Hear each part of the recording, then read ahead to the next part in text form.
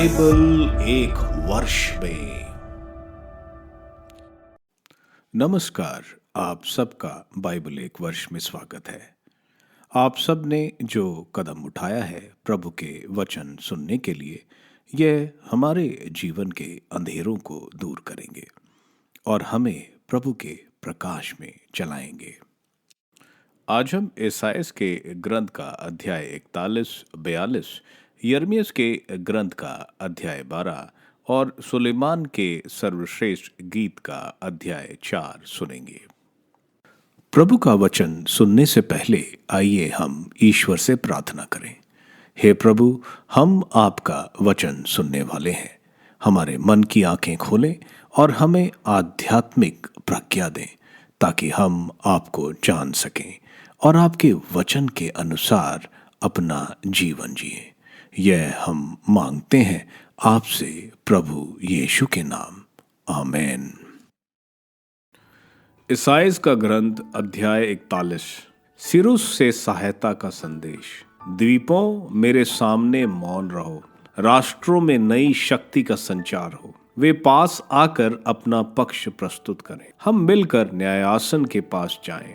किसने पूर्व में उस व्यक्ति को प्रेरित किया जो सर्वत्र विजय प्राप्त करता है? कौन राष्ट्रों को उसके हाथ देता और राजाओं को उसके सामने नीचा दिखलाता है? उसकी तलवार उन्हें धूल में मिलाती और उसका धनुष उन्हें भूसी की तरह बिखेरता है। वह उनका पीछा करता और मार्ग पर बिना पैर धरे निर्पद आगे बढ़ता है। किसने यह कार्य किया है? उसने ही जो प्रारंभ से मनुष्य को संबोधित करता आ रहा है। मैं ही प्रभु हूँ, प्रथम हूँ और अंत तक वही रहूंगा। द्वीप देख चुके हैं और डरते हैं। पृथ्वी के सीमांत कांपते हैं। वे निकट बढ़ते आ रहे हैं। प्रत्येक अपने साथी की सहायता करता और अपने भाई से कहता, दृढ़ बने रहो। शिल्पकार सुनार को ढारस बढ़ाता है और हथौड़े चलाने वाला निहाई पर काम करने वाले को। वे कहते हैं, जोड़ने का काम पूरा हो गया है। बाद में वे कीले ठोकते जिससे मूर्ति ना हिले। मेरे सेवक इज़राइल, याकूब जिसे मैंने चुना है, अपने भक्त इब्राहिम की संतान, मैं तुमको पृथ्वी के सीमांतों से लाया। मैंने तुमको दूर दूर के क्षेत्रों से बुलाया। मैंने कहा, तुम मेरे सेवक हो। मैंने तुमको चुना और नहीं त्यागा। डरो मत, मैं तुम्हारे साथ हूँ। चिंता मत करो, मैं तुम्हारा ईश्वर हूँ। मैं तुम्हें शक्ति प्रदान कर तुम्हारी सहायता करूंगा। मैं अपनी विजयी दाहिने हाथ से तुम्हें संभालूंगा। जो तुम्हारा विरोध करते थे वे लज्जित और अपमानित होंगे। जो तुमसे लड़ते थे वे नष्ट होकर मिट जाएंगे। तुम अपने शत्रुओं को ढूंढोगे और उन्हें नहीं पा सकोगे, क्योंकि जो भी तुमसे युद्ध करते हैं वे नष्ट होकर मिट जाएंगे। क्योंकि मैं तुम्हारा प्रभु ईश्वर हूँ। मैं तुम्हारा दाहिना हाथ पकड़कर तुमसे कहता हूँ, मत डरो। देखो, मैं तुम्हारी सहायता करूंगा। याकूब, तुम कीड़े जैसे हो गए हो। इज़राइल, तुम शव जैसे हो गए हो। प्रभु कहता है, मैं तुम्हारी सहायता करूंगा। इज़राइल का परम पावन प्रभु तुम्हारा उद्धारक है। मैं तुमको दुआरी का यंत्र बनाता हूँ, नया दुधारा और पैना। तुम पहाड़ों को दाव कर चूर चूर करोगे और पहाड़ियों को भूसी बना दोगे। तुम उन्हें ओसाओगे, हवा उन्हें उड़ा ले जाएंगे और आंधी उन्हें छितरा देंगी। तुम प्रभु में आनंद मनाओगे और इज़राइल के परम पावन ईश्वर पर गौरव करोगे। दरिद्र पानी ढूंढते हैं और पाते नहीं। उनकी जीभ प्यास के मारे सूख गई है। मैं प्रभु उनकी दुहाई पर ध्यान दूंगा। मैं इज़राइल का ईश्वर उन्हें नहीं त्यागूंगा। मैं उजाड़ पहाड़ियों पर से नदियां और घाटियों से जलधाराएं बहा दूंगा। मैं मरुभूमि को झील बनाऊंगा और सूखी भूमि को जल स्रोतों से भर दूंगा। मैं मरुभूमि में देवदार, बाबुल, मेहंदी और जैतून लगा दूंगा। मैं उजाड़ खंड में खजूर, चीड़ और चनार के वृक्ष लगाऊंगा। इस प्रकार सब देख कर जानेंगे, सब उस पर विचार कर स्वीकार करेंगे कि प्रभु ने यह सब किया है। इज़राइल के परम पावन ईश्वर ने इसकी सृष्टि की है। प्रभु की चुनौती, प्रभु कहता है अपना पक्ष प्रस्तुत करो। याकूब का अधिराज कहता है अपने तर्कों का प्रतिपादन करो। तुम्हारे देवता आकर हमको बताएं कि क्या होने वाला है। उन्होंने पहले क्या क्या कहा था, हमें याद दिलाओ, हम ध्यान से सुनेंगे और जान जाएंगे कि इसका परिणाम क्या हुआ। हमें बताओ कि भविष्य में क्या होने वाला है, जिससे हम तुमको देवता मान ले। भला या बुरा कोई भी कार्य कर दिखाओ, तब हम डर कर तुम पर श्रद्धा रखेंगे। देखो तुम कुछ भी नहीं हो और तुम्हारे कार्य कुछ भी नहीं है। सेरुस की विजय का संदेश। मैंने उत्तर दिशा से एक व्यक्ति को प्रेरित किया है और वो आ गया है। मैंने उसे नाम लेकर पूर्व से बुलाया है। जिस तरह कुम्हार पैरों से मिट्टी रोंगता है, उसी तरह वह शासकों को पैरों से कुचलता है। किसने ये बात प्रारंभ में कही जिससे हम यह जान सकें? किसने पहले से यह बताया जिससे हम कह सकें यह उचित ही है? नहीं, किसी ने इसकी घोषणा नहीं की। नहीं, किसी ने इसकी भविष्यवाणी नहीं की। नहीं, किसी ने तुम्हारी बातें नहीं सुनी। मैंने सबसे पहले सिय्योन से कहा, वे आ रहे हैं। मैंने यरूशलेम को यह शुभ संदेश सुनाया। मैंने इधर उधर देखा, कोई नहीं दिखाई पड़ा। उनमें कोई नहीं था जो परामर्श दे सके, जो पूछ जाने पर उत्तर दे सके। देखो वो सब निरर्थक हैं, उनके कार्य व्यर्थ हैं, उनकी मूर्तियां सिर्फ हवा है। ईसाइयाह का ग्रंथ अध्याय 42। ईश्वर के सेवक संबंधी पहला काव्य। यह मेरा सेवक है, मैं इसे संभालता हूँ। मैंने इसे चुना है, मैं इस पर अत्यंत प्रसन्न हूँ। मैंने इसे अपना आत्मा प्रदान किया है, जिससे यह राष्ट्रों में धार्मिकता का प्रचार करे। यह ना तो चिल्लाएगा और ना शोर मचाएगा। बाजारों में कोई भी इसकी आवाज नहीं सुनेगा। यह ना तो कुचला हुआ सरकंडा ही तोड़ेगा और ना धुआती हुई बत्ती ही बुझाएगा।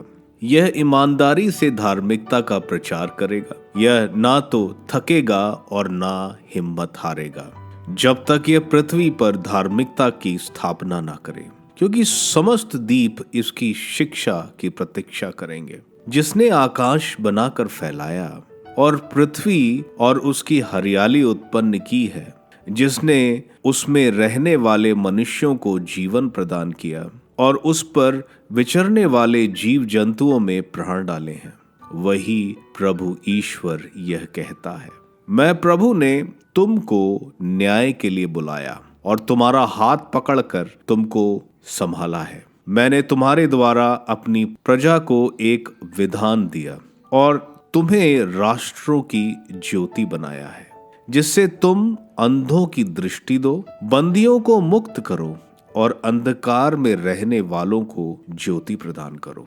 प्रभु विजय दिलाता है। मैं प्रभु हूँ, यही मेरा नाम है।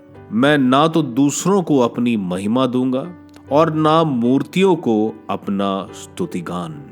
देखो पुरानी बातें पूरी हो चुकी हैं, अब नई बातों की घोषणा करता हूँ। घटित होने के पूर्व मैं उन्हें सुनाता हूँ। महासागर और जलचरों, द्वीपों और उसके सब निवासियों, प्रभु के आदर में नया गीत गाओ। प्रभु के सीमांतों तक उसकी स्तुति करो। मरुभूमि और उसके नगर, केदार के ग्रामवासी ऊंचे स्वर में गाएं। चट्टान के निवासी उल्लसित होकर गाएं और पर्वतों के शिखर से जय घोष करें। वे प्रभु की महिमा गाकर सुनाएं और द्वीपों में उसकी स्तुति करें। प्रभु का हस्तक्षेप। प्रभु शूरवीर की तरह प्रस्थान करेगा, योद्धा की तरह अपना उत्साह बढ़ाएगा। वह चिल्लाकर युद्ध का आह्वान करेगा और अपने शत्रुओं पर विजयी होगा। मैं बहुत समय तक निष्कृष रहा, मैं मौन रहा और अपने को रोकता रहा। किंतु अब मैं प्रसव पीड़ित स्त्री की तरह आह भरता हूँ और हाँफते हुए चिल्लाता हूँ। मैं पर्वतों और पहाड़ियों को उजाड़ूंगा और उनकी हरियाली सुखा दूंगा। मैं नदियों को टापू बनाऊंगा और तालाबों को सुखा दूंगा। मैं अंधों को अपरिचित पथ पर ले चलूंगा। मैं अपरिचित मार्गों पर उनका पथ प्रदर्शन करूंगा। मैं उनके लिए अंधकार को प्रकाश में बदलूंगा और घुमावदार पथ सीधे बनाऊंगा। मैं ये योजनाएं पूरी करूंगा और इन्हें किसी भी प्रकार से नहीं छोड़ूंगा। जो देवमूर्तियों पर भरोसा रखते हैं, जो ढाली हुई धातु से कहते हैं आप ही हमारे देवता हैं, उन्हें लज्जित होकर पीछे हटना पड़ेगा। अंधा और बहरा इज़राइल, बहरों कान लगाकर सुनो, अंधों आंख उठाकर देखो। मेरे सेवक की तरह कौन बहरा है? जो संदेश वाहक मैं भेजूंगा उसकी तरह कौन बहरा है? मेरे सेवक प्रभु के सेवक की तरह कौन अंधा है? तुमने बहुत कुछ देखा है किंतु ध्यान नहीं दिया। तुम्हारे कान खुले थे किंतु तुमने नहीं सुना। प्रभु अपनी सत्य प्रतिज्ञता के अनुरूप अपनी संहिता को महान और महिमा में बनाना चाहता था, किंतु ये प्रजा लुटी हुई और अकिंचन है। वे सब खाइयों में फंसाए गए और बंदी गृहों में छिपाए गए हैं। वे लुट गए हैं और उन्हें कोई नहीं छुड़ाता। वे ऐसी लूट है कि कोई नहीं कहता उन्हें वापस कर दो। तुम लोगों में कौन यह बात सुनेगा? कौन भविष्य में इस पर ध्यान देगा? किसने याकूब को लूटने वालों के हाथ कर दिया, इज़राइल को लुटेरों के हाथ? क्या वो प्रभु ही नहीं था जिसके विरुद्ध हमने पाप किया है? उन्होंने उसके मार्गों पर चलना नहीं चाहा और उसकी संहिता पर ध्यान नहीं दिया। इसलिए इज़राइल पर उसका क्रोध भड़क उठा और उसकी प्रजा पर युद्ध का आतंक फैल गया। इज़राइल के चारों ओर आग लगी, फिर भी उसने ध्यान नहीं दिया। वह आग से भस्म हो गया, फिर भी उसमें सद्बुद्धि नहीं आई। यिर्मयाह का ग्रंथ अध्याय 12। यिर्मयाह का निवेदन। प्रभु तू न्याय प्रिय है, मैं तुझसे शिकायत नहीं कर सकता, फिर भी तुझसे कुछ प्रश्न करना चाहता हूँ। दुष्टों को अपने कार्यों में क्यों सफलता मिलती है? नास्तिक क्यों आराम का जीवन बिताते हैं? तू उन्हें रोकता है तभी वे जड़ पकड़ते हैं। वे बढ़ते और फल देते हैं। वे मुंह से तेरा नाम लेते हैं किंतु तू उनके हृदय में निवास नहीं करता। प्रभु तू मुझे जानता है, तू मुझे देखता और मेरे हृदय की था लेता है। दुष्टों को भेड़ों की तरह वध के लिए ले जा, विनाश के दिन के लिए उन्हें अलग कर। कब तक देश शोक मनाता रहेगा? कब तक सभी खेतों की घास सूखी पड़ी रहेगी? निवासियों की दुष्टता के कारण पशु पक्षियां की भी मृत्यु होती जा रही है। लोग कहते हैं प्रभु नहीं देखता कि हम पर क्या बीत रही है। ईश्वर का उत्तर। यदि तुम पैदल चलने वालों के साथ दौड़ते दौड़ते थक गए हो तो घोड़ों की बराबरी कैसे कर सकोगे? यदि तुम शांतिपूर्ण देश में सुरक्षा का अनुभव नहीं करते तो यॉर्दन के जंगल में क्या करोगे? तुम्हारे भाई बंधु, तुम्हारे घराने के लोग तुम्हारे साथ विश्वासघात करते और पीठ पीछे तुम्हारी निंदा करते हैं। वे तुमसे कितनी ही मीठी बातें क्यों न करें, तुम उनका विनाश नहीं करो। मैंने अपने घर का त्याग कर दिया, मैंने अपना विरासत अस्वीकार कर दी। जो मुझे सबसे प्रिय थी मैंने उसे क्षत्रियों के हवाले कर दिया। मेरी विरासत मेरे साथ जंगल के सिंह जैसा व्यवहार करती है। वह मुझे देखकर दहाड़ती है, मुझे उससे घृणा हो गई है। मेरी विरासत बहुरंगी पक्षी जैसी हो गई है। शिकारी पक्षी उस पर चारों ओर से आक्रमण करते हैं। जाओ सभी जंगली पक्षियों को एकत्र करो, वे आकर उसे फाड़ खाएं।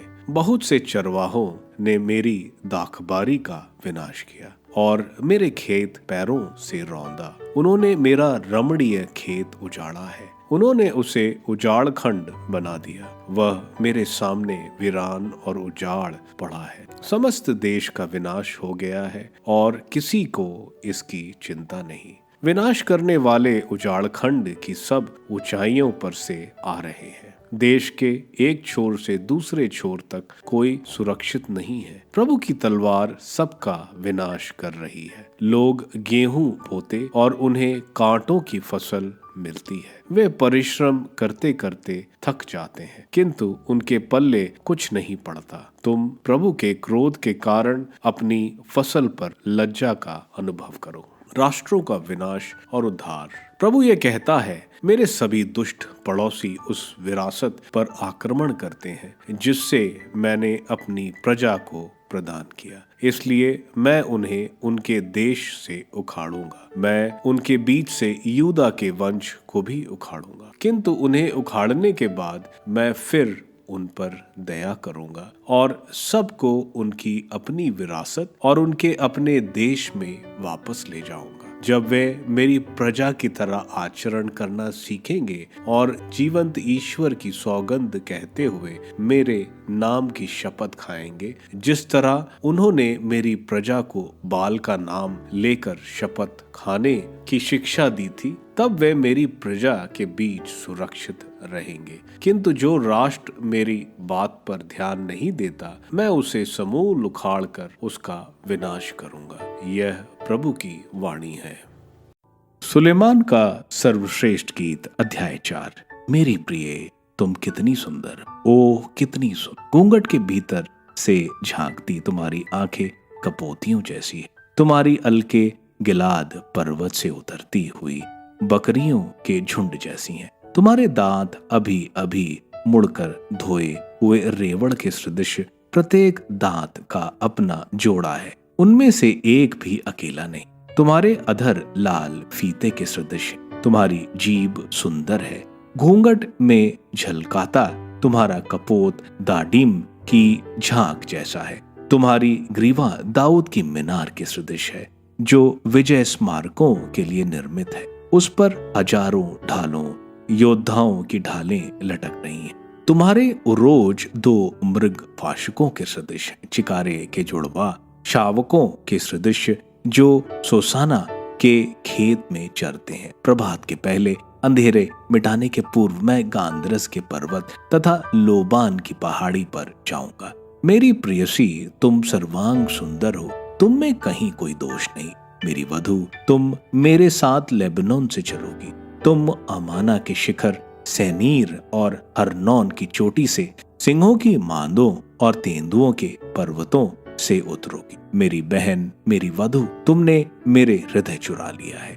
तुमने एक ही चितवन से, अपनी माला की एक ही मणि से मेरा हृदय चुरा लिया है। तुम्हारा प्रेमालिंगन कितना रोमांचक है, तुम्हारा प्यार अंगूरी से भी आदक है। तुम्हारे इत्र की महक किसी भी अंगराग से अधिक सुखद है। मेरी वधू, तुम्हारे अंधारों से अमृत टपकता है। तुम्हारी जिह्वा के नीचे मधु और दुग्ध का निवास है। तुम्हारे वस्त्रों का सौरभ लेबनान की सुगंध जैसा है।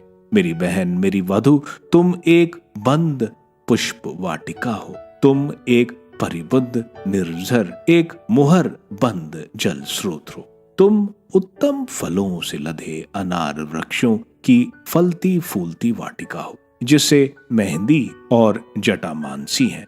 जटामांसी और केसर, मुश्क और दारचीनी, हर जाति के लोबान वृक्ष, गांधरस और अंगरू तथा सभी सर्वोत्तम मसाले। मैं पुष्प वाटिका की निर्झरनी, लेबनान से बहते जल स्रोत का कूप हूँ। उत्तरी पवन जागो, दक्षिण पवन आओ, मेरे पुष्प वाटिका पर बह जाओ, जिससे उसकी सुगंध सब ओर फैल जाए। मेरी प्रियतम को अपनी वाटिका में आने और उसके सुमधुर फल चखने दो। ईसाइयाह के ग्रंथ के अध्याय 41 में ईश्वर के जजमेंट अन्य देशों के बारे में बोल रहे हैं। कैसे ईश्वर पूरब से वो जजमेंट लाएंगे। लेकिन इज़राइल को नहीं घबराने को बोल रहे हैं, वे इज़राइल को बचाएंगे। इज़राइल अपने दुश्मनों को हरा देगा। वहीं ईश्वर अन्य जातियों के मूर्ति को बोल रहे हैं, जिससे ये प्रार्थना करते हैं वे ईश्वर के सामने किस काम के हैं। अध्याय 42 में ईश्वर अपने वादे को बोल रहे हैं कि वे न्याय और मुक्ति प्रदान करेंगे, जो प्रभु मसीहा के आगमन को बोलता है। प्रभु जो संसार की ज्योति होंगे। इस सब के बावजूद इज़राइल के लोग अपनी गलतियों को नहीं समझते, अपनी गलतियां नहीं मानते। यर्मियस के ग्रंथ के अध्याय 12 में यर्मियस भी ईश्वर के न्याय को समझ नहीं पा रहा है, लेकिन ईश्वर बोल रहे हैं दुष्ट थोड़े समय के लिए है, लेकिन ईश्वर का न्याय संपूर्ण है। सुलेमान का सर्वश्रेष्ठ गीत के अध्याय 4 प्रेम को दर्शाता है। आध्यात्मिक तौर पर यह ईश्वर और उसके चुने हुए लोगों के बीच के प्रेम को दर्शाता है। आप सबको धन्यवाद ईश्वर के वचन सुनने के लिए। मैं आपसे विनती करता हूं कि आप बाइबल एक वर्ष में को दूसरों के साथ शेयर करें, क्योंकि प्रभु का वचन स्वयं प्रभु यीशु है। प्रभु को दूसरों को देने वालों को प्रभु की आशीष जरूर मिलेगी। मैं आप सबका बड़ी बेसब्री से कल इंतजार करूंगा। धन्यवाद।